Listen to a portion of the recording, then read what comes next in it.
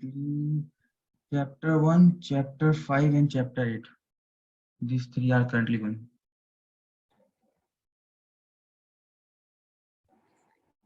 So you are having your holidays right now?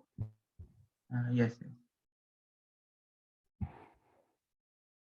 So we'll be starting with chapter number 1, that is matter in our surroundings.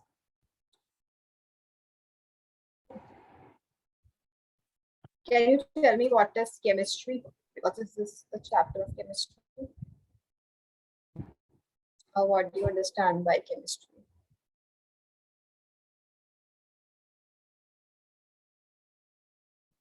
Chemistry.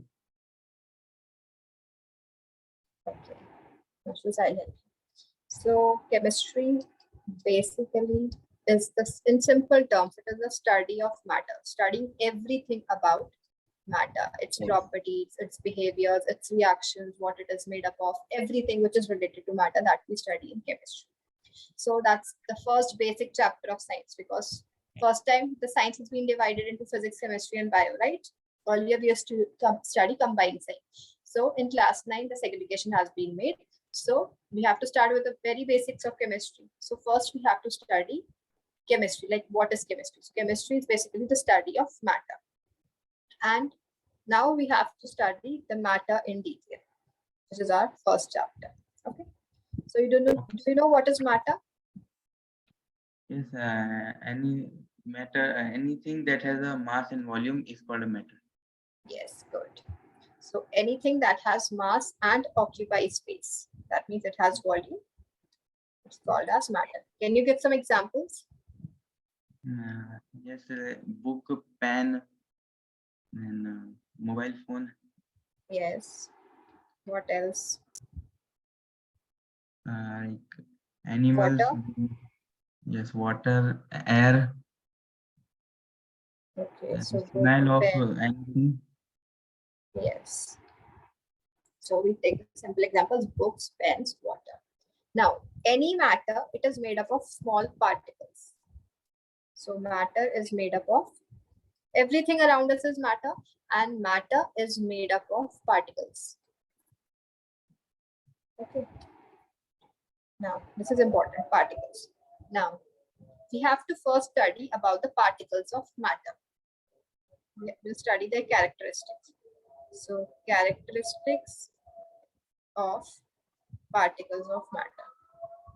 So, before starting with the characteristics of particles of matter, can you tell me whether love, friendship, hate, anger, thoughts, hot, cold, are these matter? They are not matters. Because they don't have mass and they don't occupy space. Also, matter can be classified on the basis of two properties. Scientists classify matter on the basis of two properties. One is on the basis of physical properties, and other is on the basis of chemical properties. So in chapter number 1, that is matter and our surroundings, we'll study about the classification of matter on the basis of its physical properties. Whereas in chapter number 2, we'll study about the classification of matter on the basis of its chemical properties. Okay. So I told you that matter is made up of particles, and now we'll study the properties of particles of matter.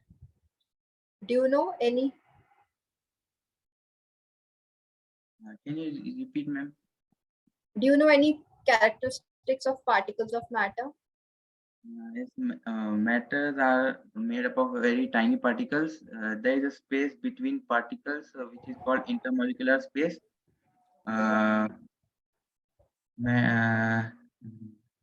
There is a force of attraction between the particles of matter, which is called intermolecular force of attraction.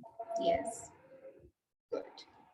So that means you have to read the chapter, right? So particles of matter, they are very, very small. Okay. Next, particles of matter have space between them.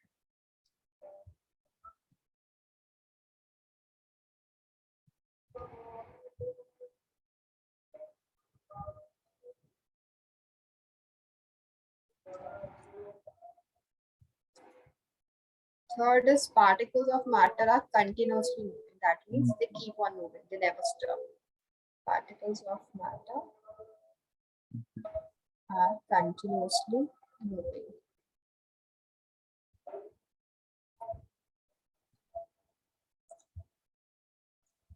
And fourth is particles of matter attract each other.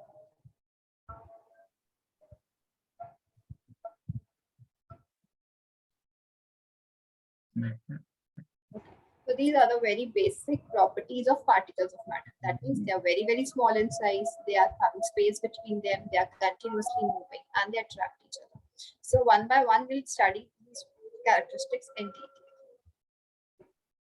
Now, have you ever dissolved sugar or salt in water? Yes, ma'am. Okay. So suppose you have taken a beaker or simply normal, you have taken a glass of water. Okay. Now you have filled half of it with water and then you have added some amount of salt to it. Okay. So before adding salt to it, you noted the level of water. Okay, you have marked the level of water. So after adding the salt to the water, will it water level rise? No, it will not rise. Okay. What will happen to the salt? Will we able to see it? No, it will dissolve in the water, but the Yes. water level will not increase. Yes, the water level will not increase and it will get dissolved. So will you be able to see it?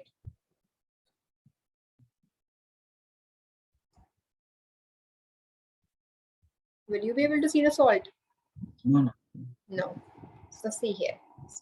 In the starting, you have taken a water, a beaker which is full of water, and you have noted the level of water. And now you are adding salt to it. After adding salt, then also you have noticed the level of water remains the same. Okay. And you are mixing it with the help of a glass rod. We use a glass rod in labs, whereas in normal at home, we use a spoon to mix it. Okay. So we use a glass rod to stir the salt into the water. So we'll observe that salt or the sugar which we have dissolved, that disappears, right? Yes, it is.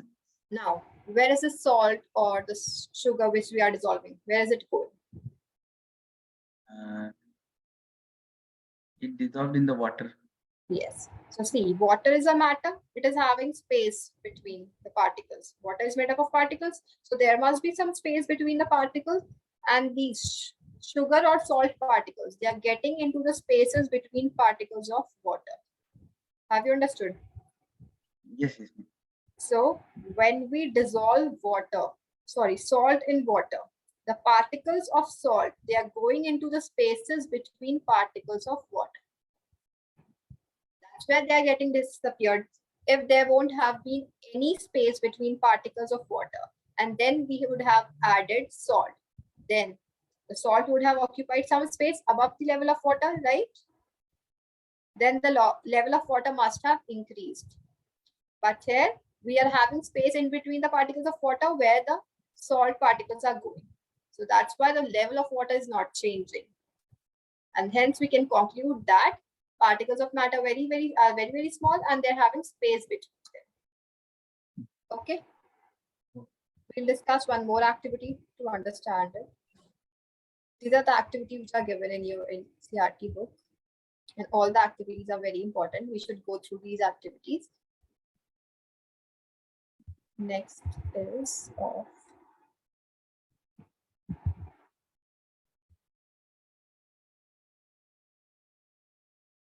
just wait a minute.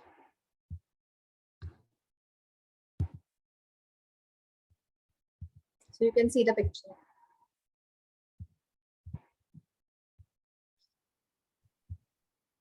Can you see the picture? Yes, yes, I'm. Okay. So in the starting, we have taken one beaker and we have added 100 ml water.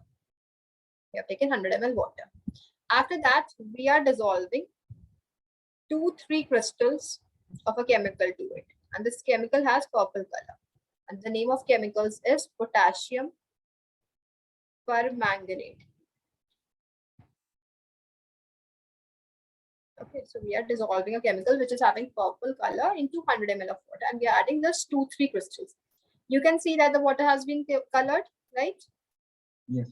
Now we are taking 10 ml of this solution which is formed. We are taking 10 ml and we are adding it to 90 ml of water in a beaker, so that the total volume becomes 100. Okay. So we have taken 10 ml from this beaker and we are adding it to 90 ml water, so that the total volume becomes 100. Now you can see that the color of this solution formed is lighter than the previous one. Yes or no? Yes. So again, we'll continue the same process. We'll again take 10 ml and then we'll add it to 90 ml water, and so that the total volume becomes 100 ml. Again, we'll take 10 ml and we'll add to 90 ml water, so that the volume becomes 100 ml, and we'll continue it till 5 to 6 times. Okay. Now, what you're observing that the color of the solution has been becoming lighter. Yes. And we are adding water to the previous taken solution. We are adding water to the previous solution. So we can conclude that from this, we have added 2-3 crystals. So a crystal is made up of millions of particles. Though the crystal is very small in size, but the crystal is made up of millions of particles. And these particles are dividing themselves in a crystal, and they are able to give color to the solution. They're able to give color to the water. Though the color is getting lighter, but still it is imparting color to it. That means there have been some amount of particles in them, right? Yes. And this process of adding water, it is called as dilution. We are diluting our solution, okay? Oh. Because earlier it was very dark in color, that means it was having large amount, but slowly and gradually the amount is getting lesser in the solution. So that means we are adding water, so it is called as dilution. And here you can see that estimating how small are the particles of matter. From this activity, we can conclude that particles of matter, they are very small, because in a single crystal there are a lot of particles. And with every dilution, the color is becoming lighter, but it is still visible to us. Yes or no? Yes. Yes. Okay, so this was about the explanation about the first two characteristics. That is, the particles of matter are very, very small and they have space between them. Are these two clear to you? Yes. Now, going on to the third one, that is, particles of matter are continuously moving. So first understand that you must have observed that in a river or in a waterfall, water is flowing, right? Yes. At roads, you must have observed that the vehicles are moving. So any object which is in motion, that means it is moving, it is having some movement. So the energy which is possessed, which is due to the motion of the object, that is called as kinetic energy. Okay. So the energy which is due to the motion of objects, that is called as kinetic energy. So I told you that particles of matter, they are continuously moving, right? So the particles of matter, they have kinetic energy. Can we say this? Yes. Because they are continuously moving.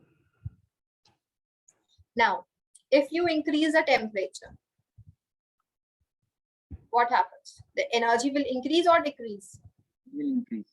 Because we are supplying energy to them. So with the increase of temperature, kinetic energy of the particles will increase, and kinetic energy is because of the motion of the object. Now, the particles will move with greater speed. They move with more speed.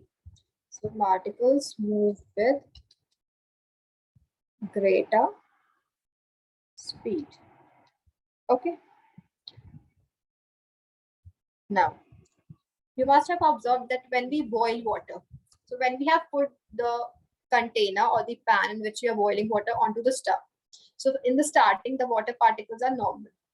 But as soon as we start heat them, the temperature is rising and we can see the movement is increasing as the water is getting heated up, right? That means the kinetic energy is increasing and the particles are moving with more greater speed. So we can say that as the temperature rises, particles move faster and their kinetic energy increases. Okay. Now the fourth point is particles of matter have some force of attraction between them. So there is some force of attraction between the particles of matter. That's why the particles of matter are together, right? Like if we take a piece of chalk, all the particles are together very Yes. close to each other. That means the particles are having strong force of attraction between them. That's why the particles are together. Yes or no? Yes. So this force of attraction exists between the particles of matter, and this helps to keep the particles together. And now, this force of attraction, the measure, the amount of force of attraction in different types of matter is different. Every matter doesn't have the same amount of force of attraction between the particles. Okay. So are these characteristics clear to you? Yes, ma'am. Yeah. Okay. Next, if we take a topic, diffusion. Have you heard of this term? Yes. What do you understand by it?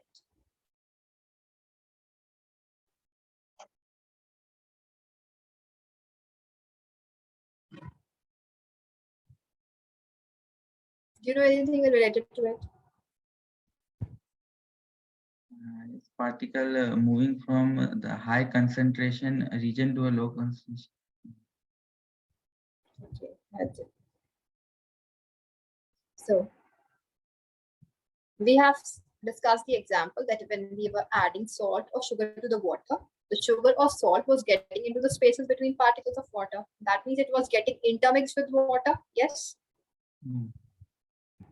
So diffusion is the intermixing of particles. Intermixing of particles of two different types of matter.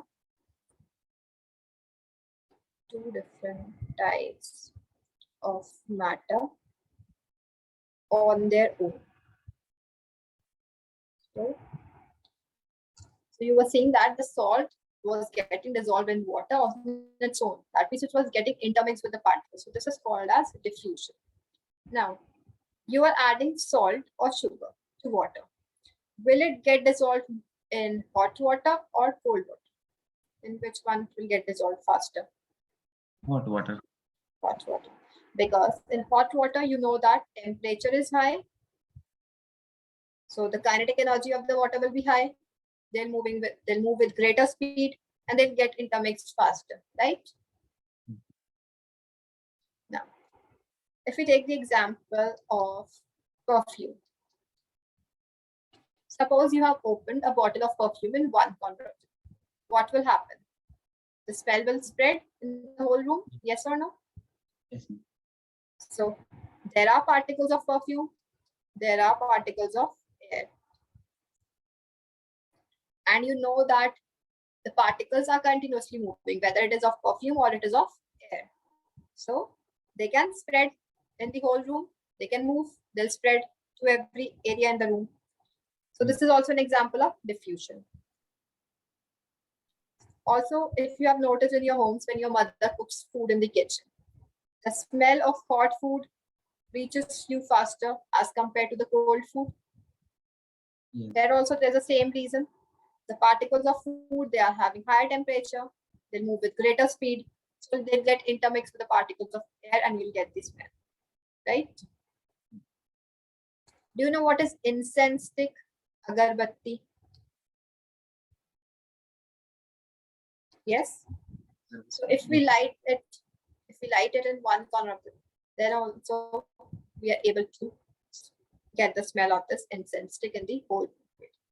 So these are the simple examples of diffusion which we observe in our daily life. Is it clear to you? Yes, ma'am. Okay.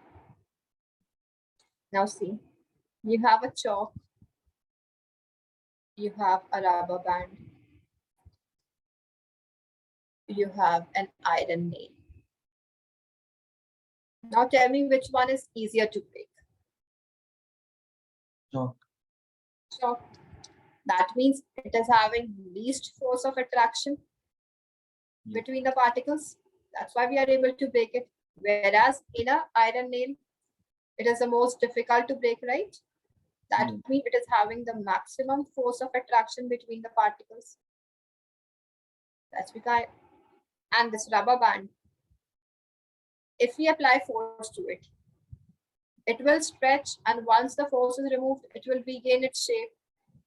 But if you apply a large amount of force to it, it will break, right? That means the iron nail is having the maximum amount of force, then the rubber band and the chalk is having minimum amount of force. Yes or no? Yes. So this also tells us that particles of matter have space between. Sorry, they are having force of attraction. Now tell me whether you are able to move your hand more freely in air, water, or in a plank of wood. In which one you're able to move your hand easily? Air. Air, because we can say that it is having the least force of attraction. The particles are very far away, they are having a lot of space. And then water, force of attraction is there, but it is more than water. Sorry, it is more than air. So we can't move our hand easily in water as compared to air. And we're not able to move our hand in wood, right? Yes.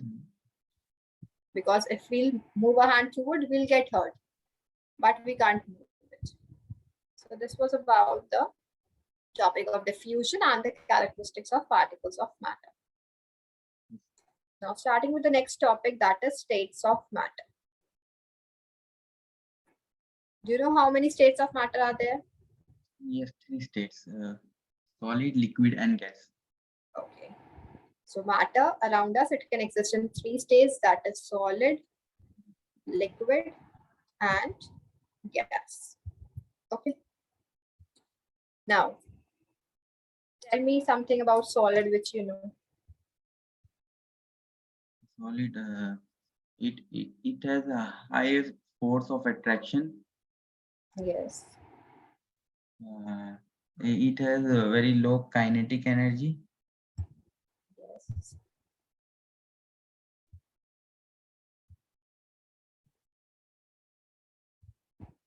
What else?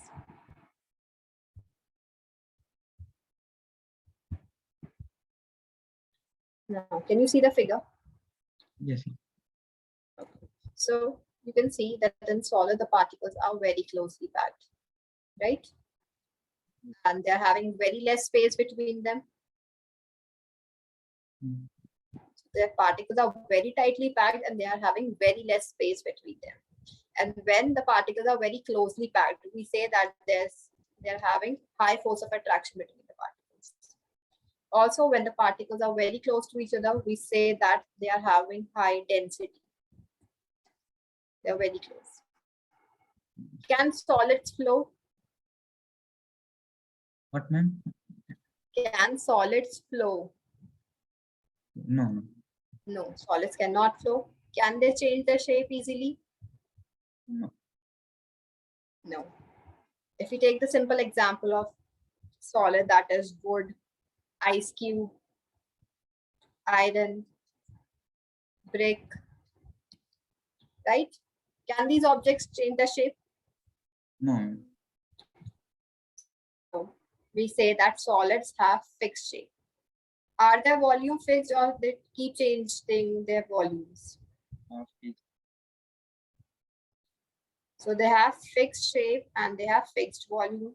We can say that the particles are very tightly packed, closely packed. There's very less empty space between the particles. And when the space is very less, the force of attraction is high. And when the particles are very close to each other, as you can see, we have a high density, right? So these are the simple properties about solids.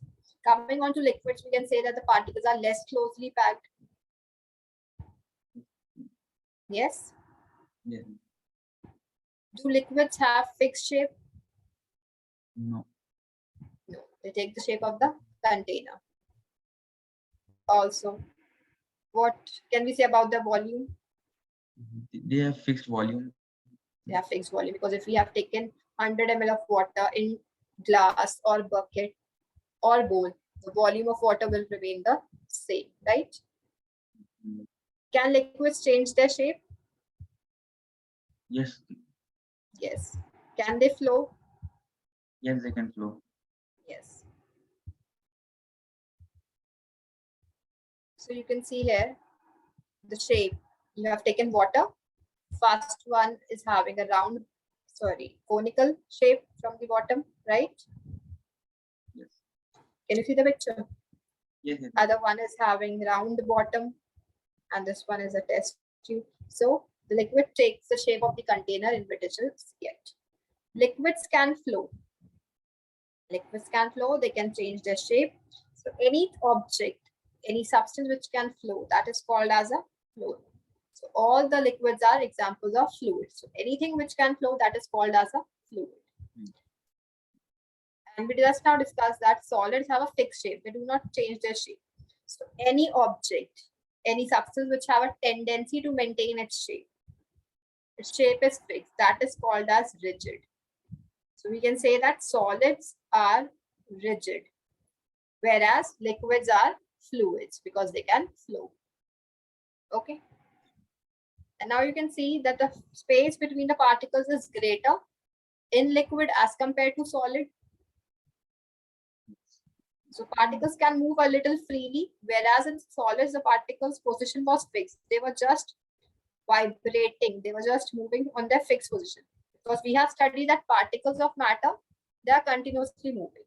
But in solid, they don't have space to move. So they'll just vibrate. They'll just move on their fixed position, on their own position. But they will move. Okay. Now in gas, we can say that the particles are very far away. There is so much space between the particles. Yes?